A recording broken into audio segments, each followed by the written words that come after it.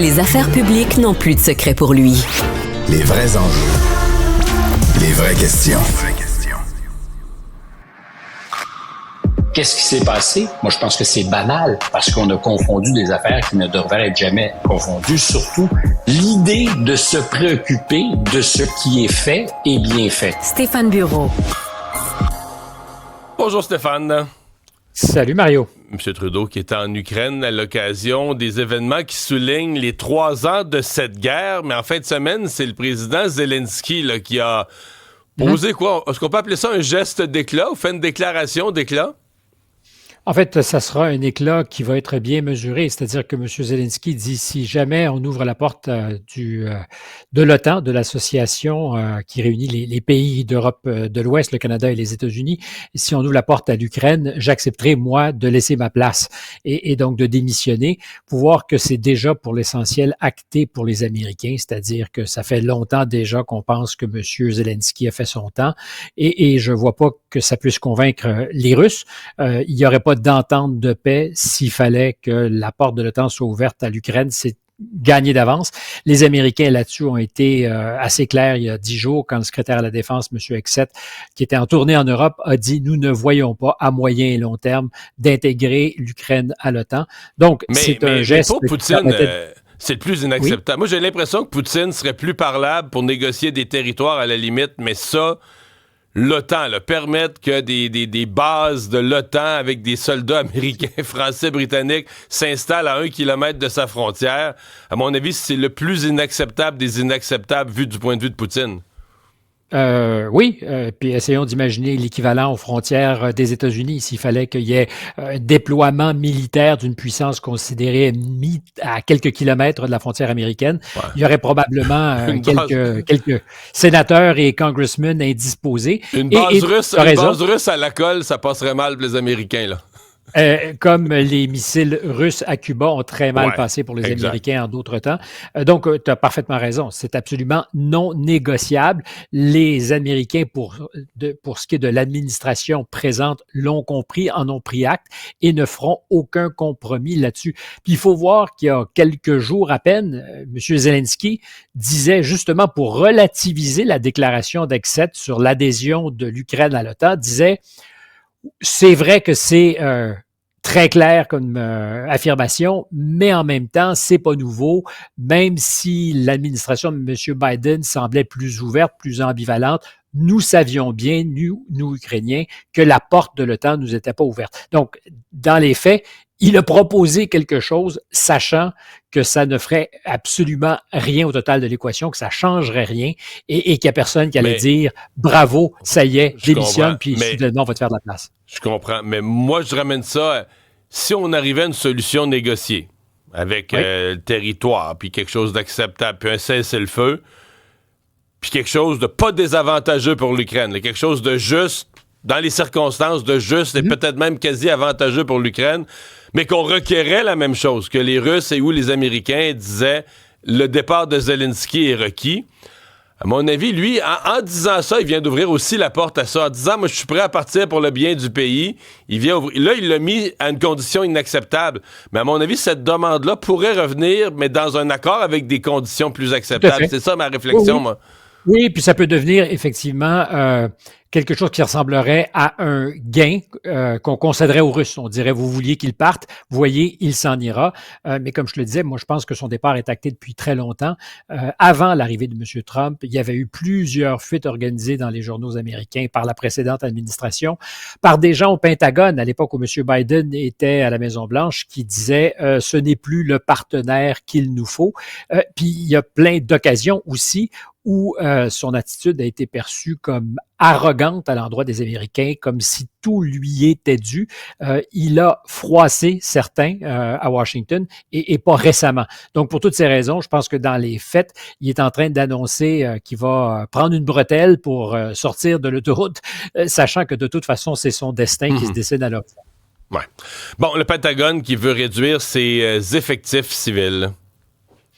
Ben, en fait, c'est plus que ça. C'est un gros coup de balai vendredi soir dont on n'a pas beaucoup parlé parce que il y a tellement de choses et que M. Trump est tellement capable d'inonder les médias de différentes décisions qu'on ne sait plus à laquelle se vouer. Mais gros ménage au sommet du Pentagone avec le chef d'état-major interarmes qui a été salué pour sa contribution, mais pas assez pour qu'on le garde. L'arrivée de quelqu'un qui ne sert pas pour l'instant, un général 3 étoiles en qui, visiblement, le président Trump a davantage confiance.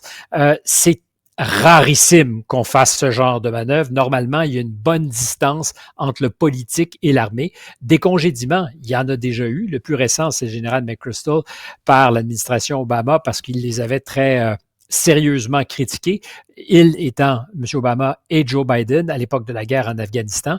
Et peu de temps après, on lui avait signifié qu'il devait quitter ses fonctions, mais c'est très, très rare. Et là, ce qu'on voit et ce que ça pose comme question, c'est est-ce que la nouvelle configuration au Pentagone sera indépendante? Est-ce que le leadership sera indépendant du pouvoir politique comme on veut que ça soit, puisque l'armée est une institution qui, évidemment, travaille au service du président. Le patron de l'armée, le commandant en chef, c'est le président. C'est lui qui donne les ordres. C'est lui qui, en dernier recours, appuiera sur le bouton ou demandera à ce qu'on appuie sur le bouton s'il devait y avoir un conflit nucléaire. Mais il y a toujours eu une bonne distance entre le pouvoir exécutif et le haut du panier au Pentagone. Là, ça ressemble vraiment à quelque chose d'un leadership entièrement dévoué à Donald Trump. Ça renvoie, je termine là-dessus, puis on verra ce que ça va signifier au cours des prochaines semaines et mois, mais dans l'ensemble de l'administration, M. Trump, en tout cas cette fois-ci, est très loin de sa première administration. Il est entouré de gens qui lui sont très fidèles, mais ça renvoie à une frustration qui a été souvent exprimée, particulièrement à l'époque de la Syrie et de ce que M. Trump avait demandé en 2018, si ma mémoire me sert bien, à l'armée de retirer toutes les troupes américaines en disant il est hors de question qu'on reste impliqué dans le conflit et le Pentagone avait d'une certaine manière refusé d'obtempérer. On avait fait des jeux de cache-cache et ça sera confirmé plus tard par l'ambassadeur spécial désigné pour la Syrie qui avait dit c'est vrai que on disait qu'il en restait peut-être une poignée, 200, alors qu'il y avait beaucoup plus de soldats américains qui étaient restés sur le territoire malgré les ordres du commandant en chef. Ce qui était prévu en Allemagne est pas mal arrivé, c'est-à-dire que la droite, les conservateurs ont gagné, malgré un pourcentage de vote loin d'être spectaculaire. Ils n'ont même pas 30%, mais c'est eux qui en ont le plus. Et l'AfD, donc ce parti qualifié d'extrême droite, là, est bien arrivé deuxième. Beaucoup de choses dans cette élection. Je répète souvent que ça nous paraît, nous, un peu loin des élections législatives en Allemagne, mais dans le contexte actuel, c'est très important parce que c'est le joueur en Europe, ce qui permet d'ailleurs, en attendant à M. Macron, lui, d'emmener large et de vraiment devenir l'interlocuteur privilégié pour Donald Trump. Il est d'ailleurs aujourd'hui à Washington. Mais revenons à l'Allemagne, une élection hyper importante et on le mesure au taux de participation. Un record historique, plus de 83%, je pense, quelque chose comme près de 50 millions sur les 59 millions d'électeurs qui pourraient se présenter. C'est rare dans les démocraties en haut de 80% dans les démocraties occidentales, c'est devenu très rare, hein? C'est très rare et ça dit donc absolument que les Allemands se mobilisaient parce que l'heure est grave. C'est divisé, c'est fragmenté, ce l'est beaucoup. C'est une courte victoire pour les chrétiens démocrates, parti très conservateur, en deçà des 30%. Au départ, quand la campagne a été lancée, on disait qu'il était à 31, 32, ça s'est tassé. Ils sont à 28,5, peut-être 29 quand le total des voix ont été comptés. Tu le disais, l'AfD, parti d'extrême droite, qui est à près de 21%. Mais si on ajoute un autre parti, lui, d'extrême gauche, l'Alliance Sarah Wagenknecht, mon allemand n'est pas terriblement bon, qui est à 4,97%. Ça veut dire qu'ils sont à 13 000 voix sur les 49 millions et quelques qui ont été exprimés de pouvoir être au Parlement allemand. Parce qu'ils sont en dessous de la barre des 5%, ils n'y seront pas. Ça aurait été donc une trentaine de députés. Parce qu'avec eux autres, ils ont un système proportionnel. Donc, à la proportionnelle, avec 5%, tu as le droit à des sièges, là. Exact. Mais à 4,97, tu as le droit à rien. Et ça me ramène à l'idée du cordon sanitaire, de l'arc républicain, de ceux avec qui on peut parler, on ne peut pas parler. Et l'Alliance Sarah Wagenknecht, c'est un parti d'extrême gauche, perçu comme probablement infréquentable, et qui, sur la question de l'immigration, est très, très, très proche de l'AFD, de l'extrême droite. C'est rare que les partis d'extrême gauche ont un discours, disons, musclé. Alors, c'est pas exactement dans les modalités la même chose que pour l'AFD, mais ça se ressemble beaucoup. Quand tu les mets bout à bout, donc l'AFD de Alice Weidel et cet autre parti, tu es à plus de 26% ou près de 26% des électeurs allemands qui ne seront pas considérés et pour certains ne seront même pas représentés au Parlement. 5% des électeurs n'auront aucun député. Parce qu'ils ont voté pour des extrêmes dits infréquentables. Infréquentable, mais c'est un électeur sur 4 et même un peu davantage sur les 50 millions. Donc, tu es à 12 millions et demi d'Allemands à qui on va dire vous avez fait un choix qui est un choix démocratique respecté, mais pas assez pour que nous fassions affaire avec vous, parce que le patron des chrétiens démocrates a d'ores et déjà dit qu'il était hors de question, quelles que soient ces circonstances, qu'il fasse une alliance politique pour former un gouvernement avec les gens de l'AFD. Il n'a pas ce qu'il faut de députés pour former un gouvernement majoritaire. Le pari le plus simple, c'est que ça soit le gouvernement défait ou la majorité, la portion majoritaire de la coalition qui était au pouvoir, c'est-à-dire les sociaux-démocrates qui deviennent les partenaires des chrétiens démocrates. Ça fait toute une... Mais tout ce que ça dit... En gros, la droite préfère s'associer avec la gauche modérée qu'avec l'extrême droite.